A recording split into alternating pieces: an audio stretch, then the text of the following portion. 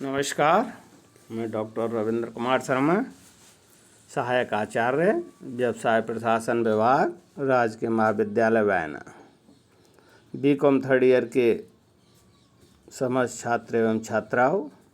आज मैं आपको ई कंटेंट के माध्यम से पेपर फर्स्ट क्रियात्मक प्रबंध का टॉपिक प्रशिक्षण एवं विकास, ट्रेनिंग एंड डेवलपमेंट का ई कंटेंट के माध्यम से आज अध्ययन कराएंगे। सर्वप्रथम इसमें इसका अर्थ एवं परिभाषा है। अर्थ एवं परिभाषा में प्रशिक्षण वह प्रक्रिया है जिसके द्वारा प्रशिक्षणार्थियों के ज्ञान, चातुर्य एवं कौशल को विकसित करने का प्रयास किया जाता है। विद्वान फिलिप्पो के अनुसार प्रशिक्षण वह प्रक्रिया है जिसके द्वारा किसी विशिष्ट कार्य के लिए कर्मचारियों के ज्ञान एवं कौशल में अभिवृद्धि की जाती है। विद्वान बीच ने कहा है कि प्रशिक्षण वह संगठित प्रक्रिया है जिसके द्वारा लोग निश्चित उद्देश्य हेतु ज्ञान एवं चातुर्य सीखते हैं।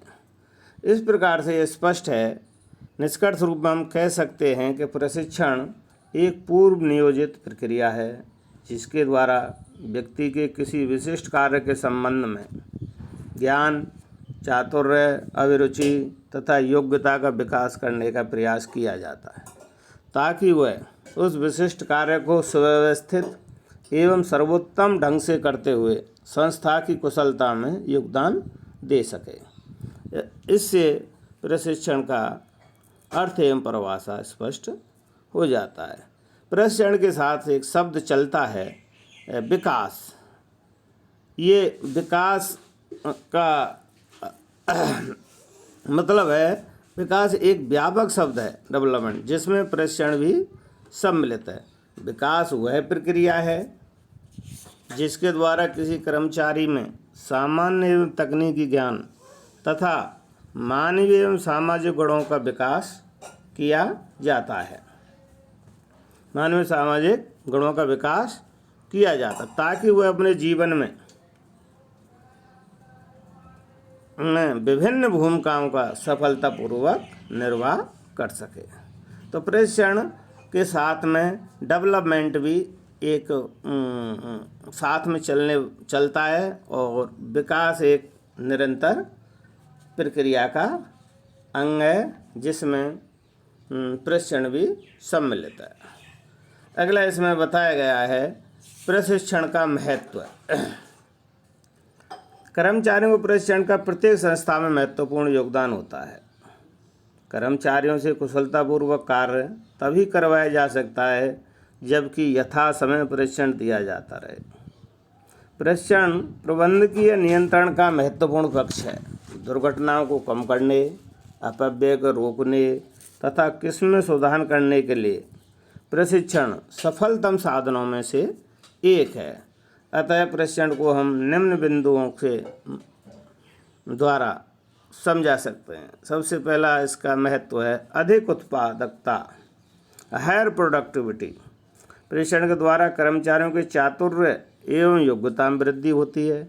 इसका परिणाम प्रत्यक्ष रूप से श्रमिकों की उत्पादन क्षमता पर पड़ता है। कर्मचारी कम लागत पर अधिक एवं अच्छा उत्पादन करने में समर्थ हो जाते हैं।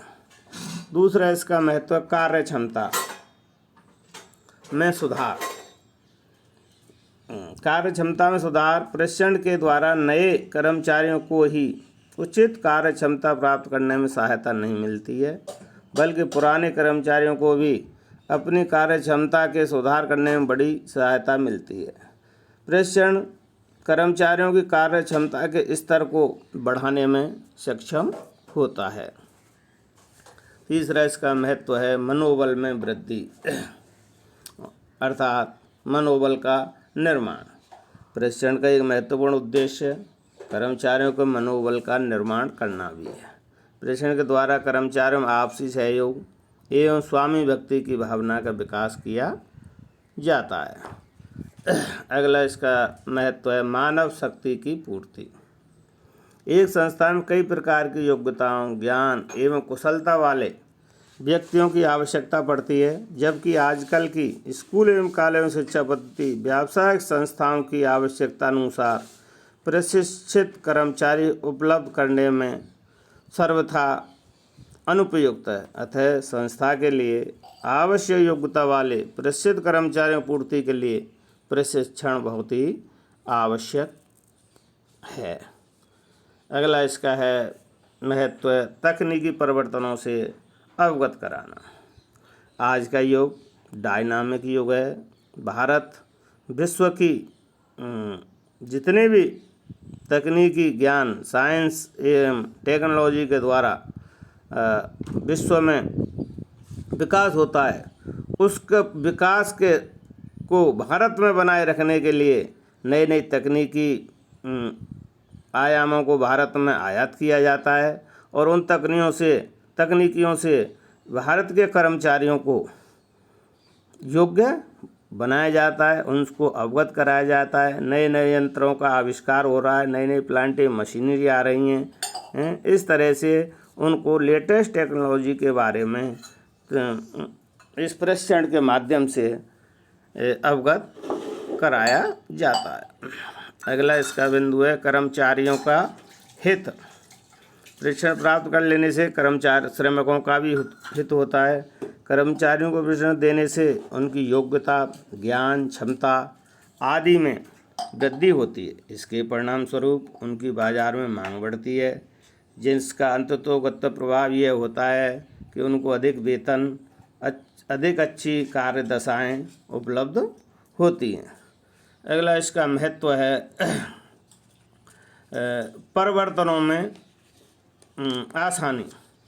जितने भी आधुनिक व्यावसायिक वातावरण में अनेक परिवर्तन हो रहे हैं, उन परिवर्तनों के प्रति सामान्यतः विरोध किया जाता है, किंतु प्रशिक्षण के द्वारा परिवर्तनों के प्रति अनुकूलतम स्थिति उत्पन्न की जाती है। कर्मचारी हमेशा परिवर्तनों का विरोध करते हैं, इसलिए श्रमिक और मालिकों के बीच में गतिरोध बना रहता है। लेकिन प्रशिक्षण के माध्यम से जितने परिवर्तन होते हैं टेक्नोलॉजी या साइंस के अंतर्गत, उनसे उनको अवगत कराया जाता है और उनसे उनको परिचित कराने से उनको आसानी होती है। अगला बिंदु है इसका प्रतिस्पर्धा में विजय। आधुनिक व्यवसाय में भूमंडलीयकरण, प्रतिस्पर्धा बढ़ रही है। सतत प्रशिक्षण द्वारा ऐसी प्रतिस्पर्धा में आसानी से विजय प्राप्त की जा सकती है, क्योंकि आज का युग बहुत ही कॉम्पिटिटिव युग है। प्रत्येक कंपनी अपने माल एवं सेवा को, गुड्स एंड सर्विसेज को बाजार में धकेलने के प्रयास करती है, जिससे कि कंपनियों में प्रतिस्पर्धा उत्पन्न होती है और प्रतिस्पर्धा में लाभ कमाना बहुत ही अधिक कठिन कार्य होता है। इसलिए प्रशिक्षण के माध्यम से उनको प्रतिस्पर्धा में विजय दिलाने के लिए एक योग्य कर्मचारी बनाया जाता है। अगला इसका महत्व है लागतों में कमी तथा मितव्ययता। प्रशिक्षित कर्मचारी अपव्यय को रोककर लागतों में कमी लाते हैं। वे नए एवं अच्छे तरीकों से कार्य करके संस्था में मितव्ययता को प्रोत्साहित करते हैं। अगला इसका महत्व है संसाधनों का सदुपयोग। संसाधनों का सदुपयोग, प्रॉपर यूज ऑफ रिसोर्सेज। इसका मतलब है जो व्यक्ति कार्य नहीं जानता है वह संसाधनों को दुरुपयोग कर सकता है। प्रशिक्षण के द्वारा कर्मचारियों को यंत्रों, उपकरणों, सामग्री आदि का विधिवत उपयोग करना सिखाया जाता है।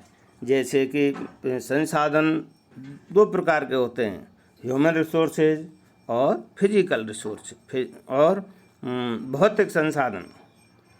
तो मानव संसाधन और भौतिक संसाधन, इन दोनों का सदुपयोग योग्य एवं प्रशिक्षित कर्मचारी ही कर सकता है, वो ट्रेनिंग के माध्यम से संभव है। अगला बताया गया इस कंटेंट के माध्यम से इसके अंतर्गत प्रशिक्षण की विधियाँ। भारत में व्यावसायिक जगत में निम्नलिखित प्रशिक्षण की विधियां प्रचलन में है। सामान्यतः अध्ययन की दृष्टि से हमने इसको 2 भागों में बांट कर अध्ययन कर सकते हैं। पहला है कार्यान्मुखी प्रशिक्षण विधियां यानी जॉब ओरिएंटेड ट्रेनिंग मेथड्स, इसके अंतर्गत, और दूसरी है कार्योत्तर प्रशिक्षण विधियां। कार्योत्तर प्रशिक्षण विधियां को कहते हैं of the job training methods.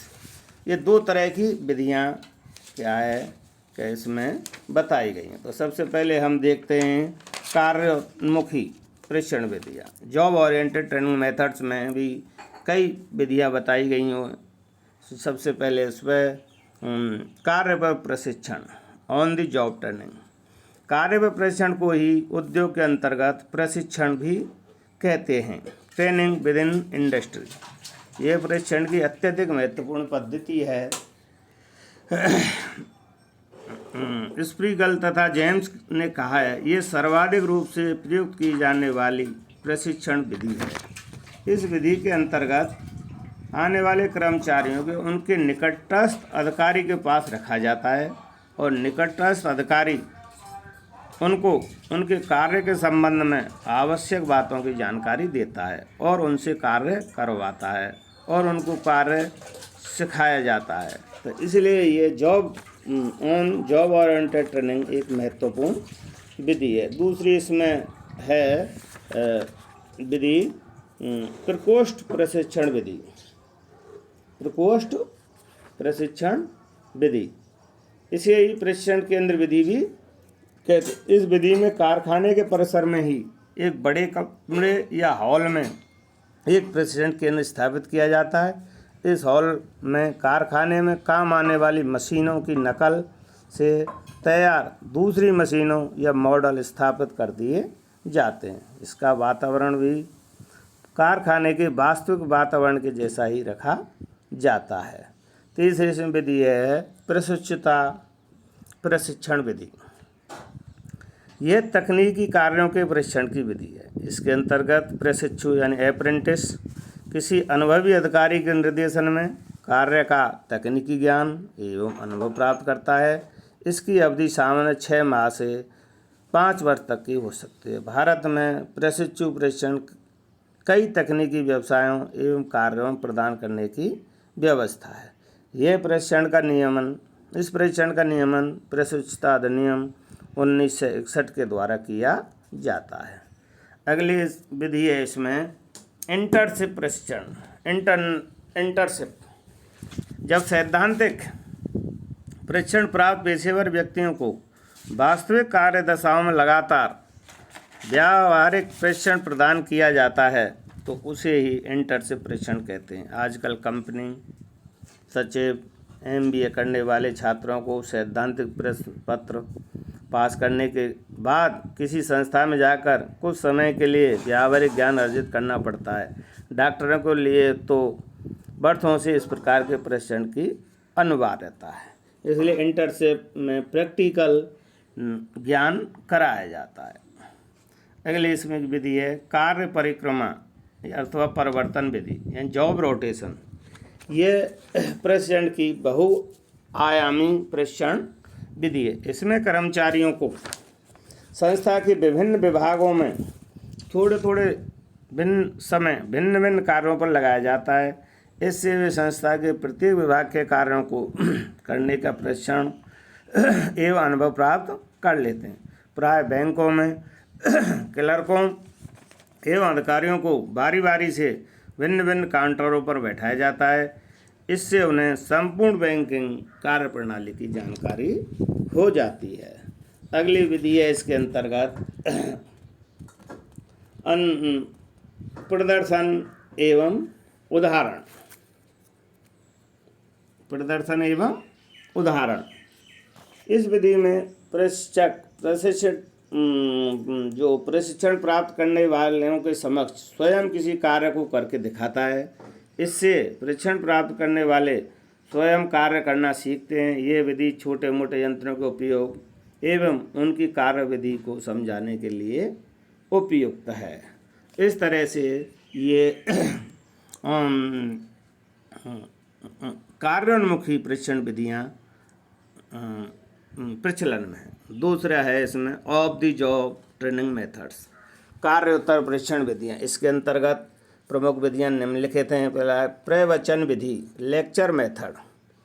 प्रवचन एकल मार्गीय औपचारिक वार्ता है जो एक समूह के समक्ष प्रस्तुत की जाती है। इसमें समूह प्राय निष्क्रिय श्रोता के रूप में बैठा होता है। इसमें प्रवचनकर्ता विषय वस्तु का ज्ञाता होता है और वह श्रोताओं की जिज्ञासाओं को संतुष्ट करने की स्थिति में होता है।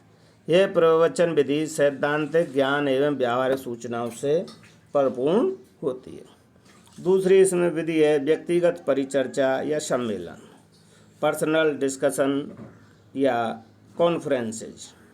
इस विधि के अंतर्गत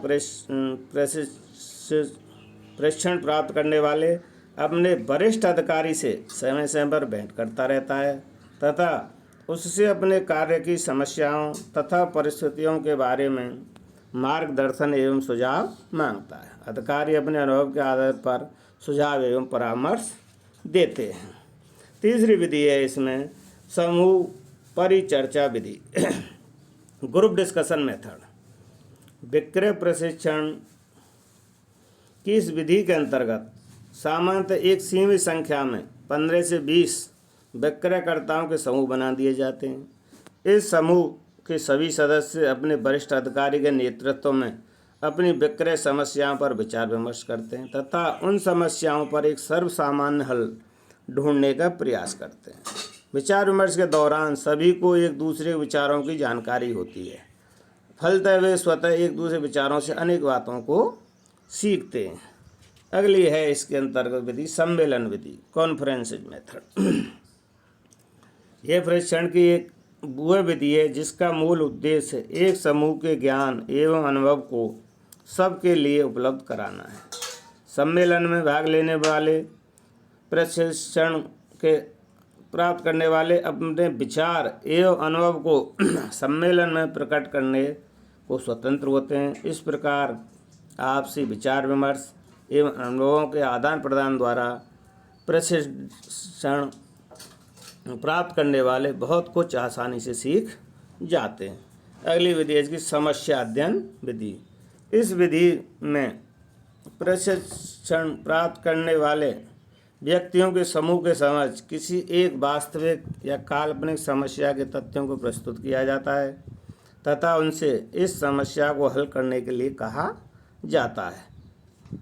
समूह का प्रत्येक सदस्य मानसिक अभ्यास द्वारा समस्या का हल ढूंढता है। तत्पश्चात उन सभी हलों का विश्लेषण किया जाता है तथा प्रशिक्षक की सहायता से श्रेष्ठ समाधान का चयन किया जाता है। इस तरह से आज इस टॉपिक में प्रशिक्षण एवं विकास के अंतर्गत हमने अर्थ एवं परिभाषा, इसके प्रशिक्षण का महत्व और प्रशिक्षण की विधियाँ, ये आपको ही कंटेंट के माध्यम से आपको अध्ययन कराया गया है।